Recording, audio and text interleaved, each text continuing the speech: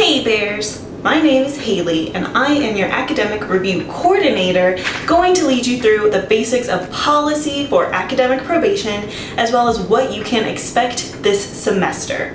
As the Academic Review Coordinator, that just means I'm tracking all the processes, training, and information about academic probation. And if you email probation@unco.edu, most likely I'll be the one answering your questions. Let's start with some policy basics. Now, academic probation just means that your cumulative GPA, that means all of your grades at UNC divided by all the classes you've taken, is below a 2.0, which is required for graduation. And so there's kind of just 4 big points of academic probation and the policy that you should know and remember. So first, it's that academic warning below a 2.0 GPA. This is different than your financial aid or SAP warning. Second, what's the goal? Well, we want you to raise your GPA above a 1.99, so you need to get to a 2.0 in the next 24 probation credits. For most students, that's about 2 semesters, but it is not based on the semesters. It's based on you taking and completing 24 credit hours. Now, how are you going to reach that goal? Where you're going to earn more quality points. And quality points are the actual numeric value of your letter grades. So an A is worth 4 points, where an F is worth 0 points. So in your next 24 credits, we want you to earn as many quality points as possible to help you reach your target GPA each semester and ultimately our end game of a 2.0. It is important to note that only standard letter grades are going to count towards your 24 credits as well as helping your GPA. So things like S, S+, U, W, I, any of those non-standard A through F grades are not counting in this probation process. In terms of the worst case scenario, if you don't get your GPA back up to that 2.0 in those 24 credit hours, you will be facing suspension. Now, we have some checkpoints along the way, like suspension appeals, which we'll talk about in a moment, but just know you can be suspended from UNC and would have to return once eligible through our readmission process. When it comes to interim and summer classes, since you are on academic probation, there are a few restrictions to keep in mind. First, you cannot take a winter break class. So while you're on academic probation, you won't be able to register for that interim or winter break courses. You can register for a summer course though. Now keep in mind, summer courses are going to count towards your 24 probation credits. The grades you earn are going to weigh on your GPA. So really think about if summer courses work well for you, make sense in your academic plan, and are going to help you get to our end goal of that 2.0.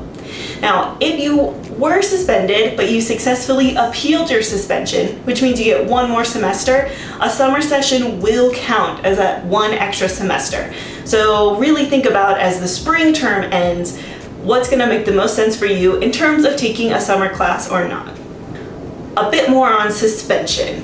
Now, suspension will happen for 2 reasons. You don't meet that end goal of a 2.0 in 24 credit hours, or your GPA goes below or maybe stays below a 1.0 while you're on probation. So you might start this academic probation process below a 1.0, and that's okay, but you need to make sure you get it up to a 1.0 or higher after your first semester. Now, if you are suspended, you will get a notification at the end of the semester that's going to go to your bear mail, so definitely be checking if you think that you're close. And you have the opportunity to appeal that suspension. If you have a successful suspension appeal, you will get 1 more semester to reach that 2.0 GPA. If your suspension appeal is denied, it can still be useful because the Academic Review Committee will give you recommendations that you should go out and try to reach to be readmitted back into UNC. Now, our suspension notices go out right after the end of the semester, and those appeal deadlines are going to be kind of the first week of January if you're suspended from the fall semester, kind of that last week of May if you're suspended from the spring semester, and mid-August if you are suspended after summer session. And all of those deadlines are going to stay up to date and available for you on our Academic Probation Hub and website. Also, if you are facing suspension, in your suspension letter, you will get an invitation to join me on a special Zoom session to talk way more in-depthly about what suspension means and what you can do in your appeal. If you are suspended and you're facing that readmission process, there's kind of 4 things to keep in mind. First, you will apply for readmission to UNC, but this is different than that first original full application. Your readmission appeal comes through my office and goes to our academic review committee.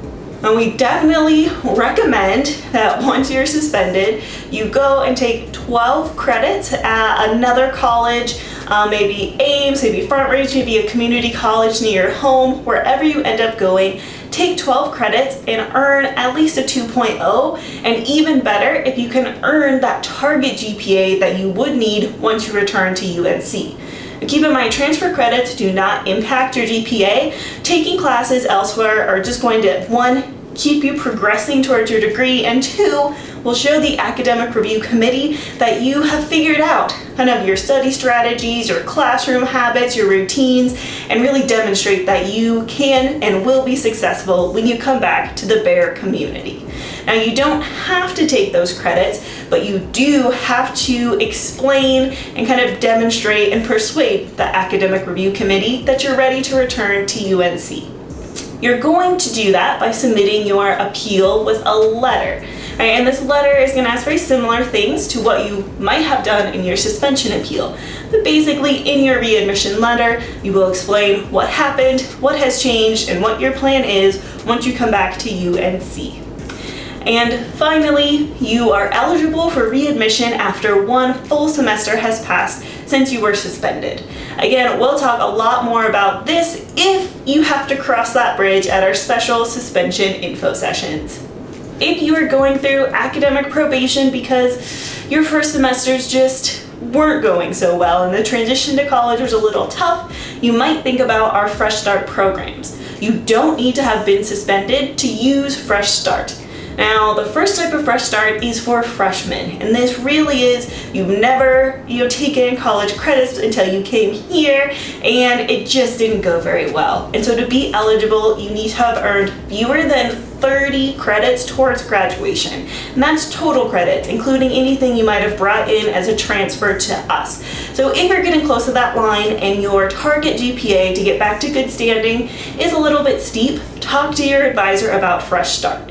Now, if you're eligible for that Fresh Start freshman program, you will need to take 24 transferable credits somewhere else and earn at least a 2.5. Now, once you finish those requirements, 2.5 GPA on at least 24 transferable credits, then you can apply for Fresh Start Freshman. And if you're accepted into the program, once you come back to UNC, you'll need to take 12 credits here with us, earn a 2.5 on the semester here, and then we are going to take all of the C- and lower grades from your transcript out of your GPA calculation as well as out of your graduation total. So they will stay on your transcript, but they aren't counting for anything, which gives you a true fresh start.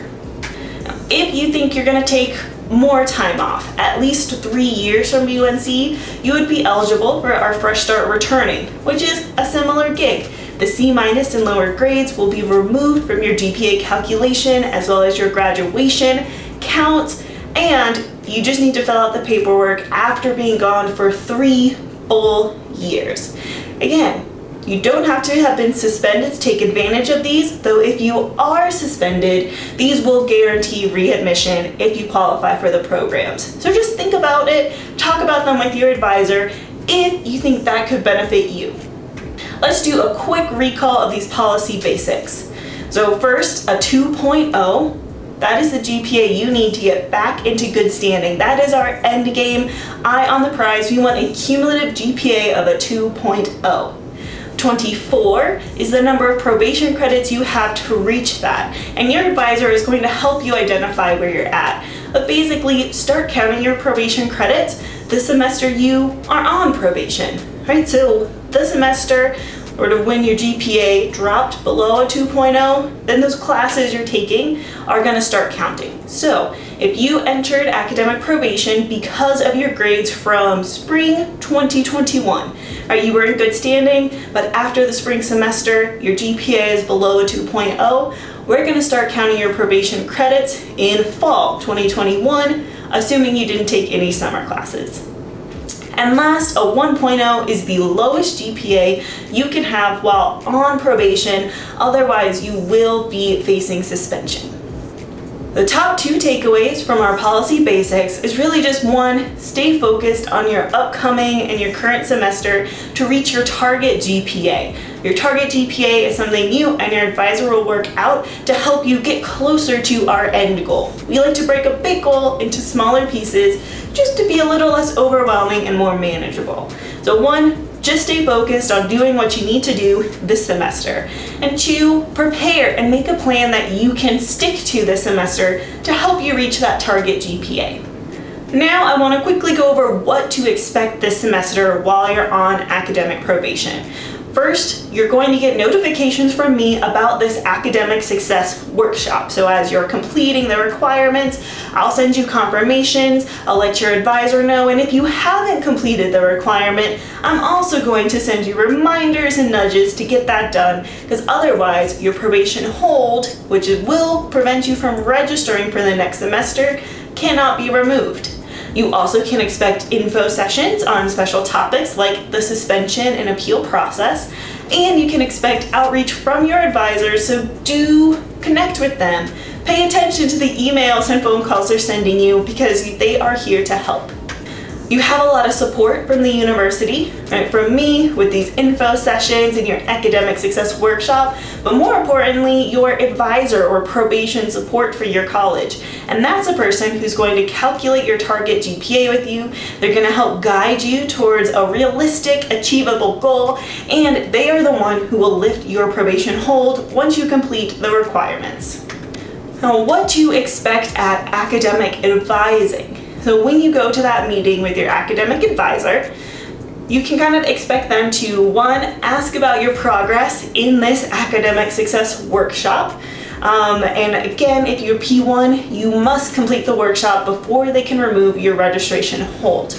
You might discuss the self-reflection you completed with them, and I will be providing your responses to your advisor to help guide that conversation. The next thing that you can expect at your academic advising session is for your advisor to check how many credits you've used in your 24 to reach your end game. And then they're going to give you a target GPA for the semester, so that way you can reach that 2.0 and not even have to worry about suspension.